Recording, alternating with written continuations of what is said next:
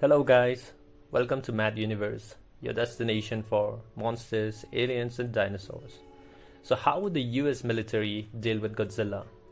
Godzilla movies have not fully shown us ways to control and tame the king of monsters. Most of the efforts of US military as shown are rather useless or half-baked efforts. Today's video is fully dedicated to assessment of Godzilla's probable destruction. Yes guys, his destruction. So let's get down with it. What if Godzilla actually exists, and if he somehow did, could he shrug off gunfire, let alone missiles or tank-fired missile rounds or anything else? That's one thing that's always bugged me about this kind of movies. Even if the big guy has super thick, dense skin that can shrug off a bullet, it's unlikely he would shrug off something like an old law rocket which can penetrate about 12 inches of RHA, let alone a more modern weapon or a shell from a battleship where penetration is measured in feet instead of inches. But for the sake of this, let's say all that stuff bounces off or explodes harmlessly or whatever without so much as scratching his skin.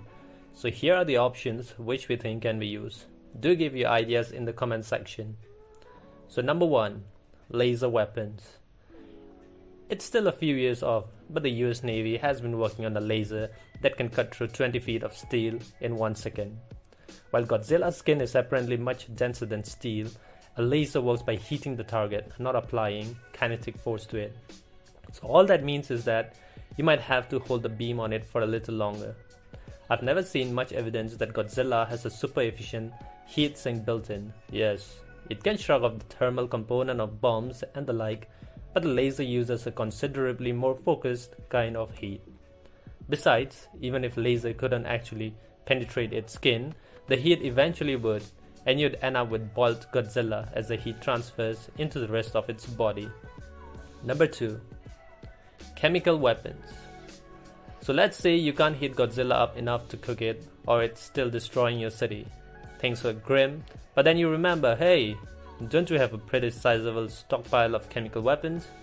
While you admittedly would likely see a lot of collateral damage from hitting it with a pile of modern nerve agents, Godzilla, being basically just a giant lizard, should be susceptible to some of them.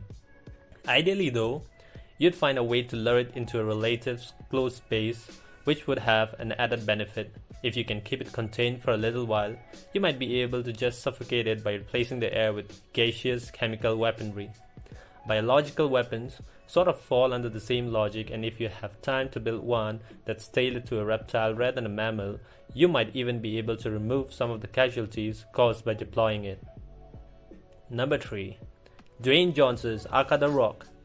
I'm not sure why the last option was never tried in the movies, beyond that collateral damage on a scale that would be implied maybe makes for a lousy film.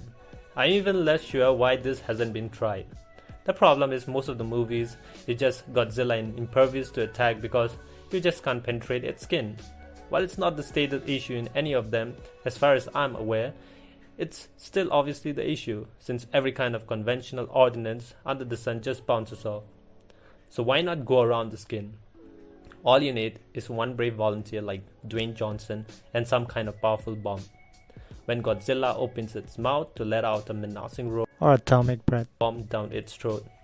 At this point, that extra dense skin would actually work against it, as the explosion would be pretty much contained inside of it. Option number 4. Operation Let's Move to Siberia. If all else fails, it's probably easier to go somewhere Godzilla isn't around than to figure out a way to kill it. If you simply move everyone north to, say, the far northern islands areas of Siberia, Finland or Canada, where there is permafrost and it's virtually always around or below freezing, you'll likely never see Godzilla again. At this point, the military is going to be facilitating the evacuation, which on the scale we are talking is probably much harder than lobbing a bomb into its gazette or zapping it with a laser. Being a lizard, Godzilla is probably cold-blooded, because you live inland and you live somewhere always cold.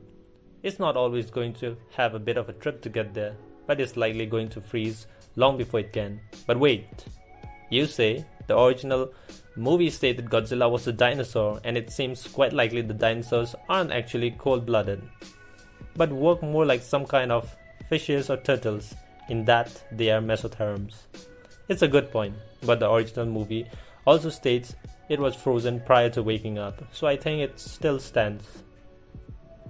If all that fails, then I'm out of ideas, guys. Either we need to move to space or Mars, or accept that Godzilla actually does considerably less damage than many other natural disasters and put up with it in exchange for doing things like keeping us safe from aliens or Ghidorah or King Kong.